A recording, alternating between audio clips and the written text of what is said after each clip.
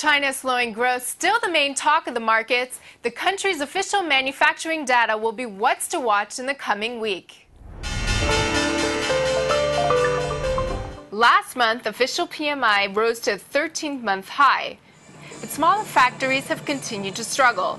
A private HSBC survey says factories were hit last month because of slowing export orders. Now investors are looking for any clues about how Beijing will try to boost its cooling economy. I suspect that we're going to see a mix of targeted monetary easing, fiscal stimulus, industrial policies designed to promote growth, perhaps particular focus on the banks to accelerate funding for some of these projects in the works. I don't think we're going to have a stimulus anything like the size that we saw back in the pre-Lehman period.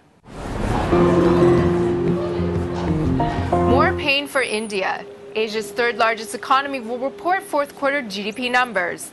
India's growth slowed to 6.1% last quarter, its slowest pace in 3 years. The latest 2 months have been weak months. We've seen weakness across Asia. We've seen weakness in Europe as well. We've even seen some weakness coming out of the U.S. So it would be surprising for me to see growth in India higher than expected. And in Hong Kong, two billionaire brothers that run Asia's largest property developer could face corruption charges. The two run Sung Hung Kai Properties. Back in March, they were arrested on suspicion of bribery. It's a major turn of events for one of Asia's richest families and for a company that has helped mold Hong Kong's famous skyline.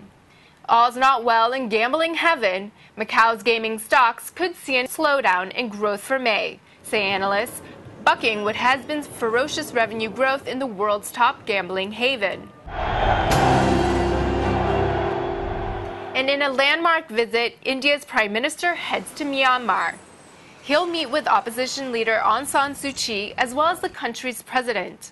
Neighbors India and China are fighting for influence in the state, which just recently opened for business.